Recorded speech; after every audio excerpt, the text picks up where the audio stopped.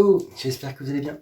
Nouvelle random review sur une nouvelle BD, un nouveau comics, Transformers, avec ce numéro Galaxy qui reprend deux petites histoires courtes qui sont vraiment très sympathiques. Voilà, alors bon, pas se fâcher, elles sont très sympathiques, c'est super fun, mais bon, c'est au même prix que les autres, ça pique un peu. Alors, pour vous, deux histoires, avec une histoire avec Cliff Jumper. Cliff Jumper, c'est lui.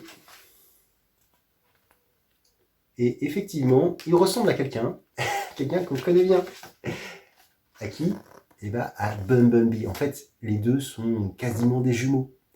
Et dans cette courte histoire, on va apprendre un peu plus sur les origines de Cliff Jumper. Et dans une courte histoire avec Diffsaurus, je crois que c'est comme ça qu'on s'appelle. Comment s'appelle l'autre personnage? Diffsaurus, c'est ça. Diffsaurus, donc Cliff Jumper accompagne Diffsaurus sur une colonie pour récupérer de l'énergon.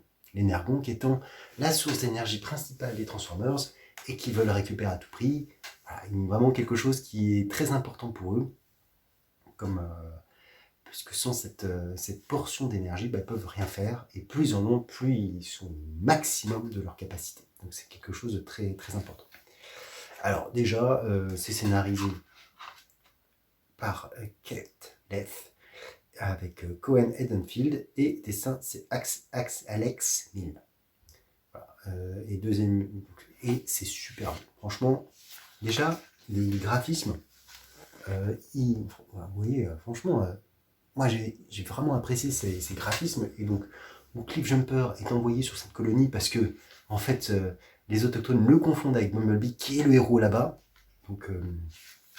Donc c'est très intéressant. D'ailleurs, on voyait toute la, Cliff Jumper qui est finalement n'a pas d'identité propre, personne ne se souvient de lui. C'est assez curieux d'ailleurs, personne n'arrive à faire le distinguo entre Bumblebee et lui. Et c'est tout expliqué avec son origine, avec la forge, ce qui s'est passé. Et donc il se lie d'amitié avec les autochtones, qui lui expliquent les légendes, etc. Et ça va le conduire à affronter Diffsaurus parce qu'ils ont des opinions divergentes. Diffsaurus qui se transforme en une espèce de dragon géant. Alors, franchement, là aussi, c'est super fun.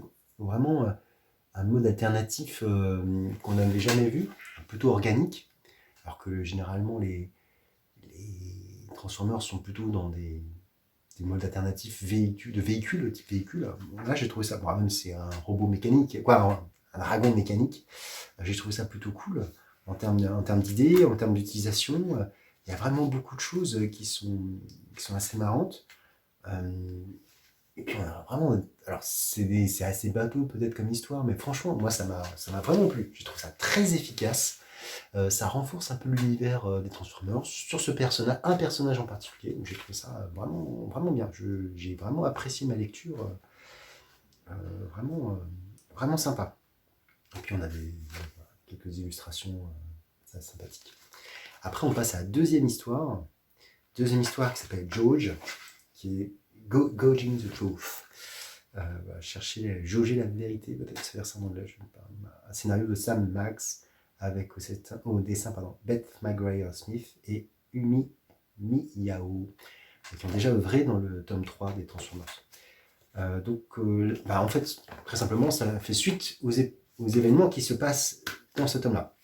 À la fin, pour situer sans vous spoiler, un vaisseau part de Cybertron avec des réversionnistes dirigés par Heretek, qui est un membre du Sénat et qui décide de quitter Cybertron vu ce qui s'y passe. Et nos trois amis, Arcee, Greenlight et Jauge, réussissent à embarquer à bord de ce vaisseau. Et donc on va suivre Jauge dans sa petite routine quotidienne dans ce vaisseau, voilà, avec une vision assez religieuse de la part des Transformers. Voilà, gloire au Saint-Père Heretek et l'élu de Primus. Donc il y a toute une notion de religion. Et Jauge a fait sa petite routine religieuse, voilà, très très formatée. On nettoie, on fait des trucs. Sauf qu'à un moment donné, elle découvre qu'il y a des choses qui sont bizarres. Et elle se pose des questions. Et Et au fur et à mesure, elle se dit, bah tiens, j'ai l'impression qu'on me laisse un code. Quelqu'un me laisse un code. Voilà.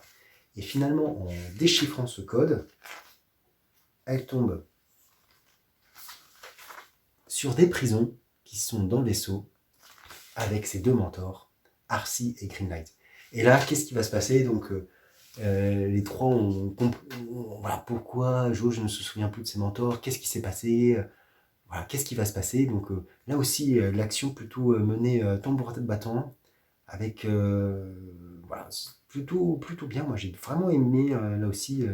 Le seul reproche que je peux faire à cette partie, c'est que pour moi, les modes alternatifs sont parfois un peu brouillons ou trop proches de ce qu'on pourrait avoir au niveau humain. Mais sinon voilà, ce tome, franchement, moi je suis vraiment, m'a bien plu. Je suis content de l'avoir. Je trouve que vraiment c'est pas mal. Alors je sais pas s'il y a un tome 2. Alors il y avait déjà le tome 1 avec les Constructicons qui était déjà pas mal. Donc ça c'est le tome 2. Voilà, franchement, moi j'apprécie de plus en plus cet univers des Transformers. Je le trouve très sympathique. C'est un peu frais, ça ramène un peu autre chose.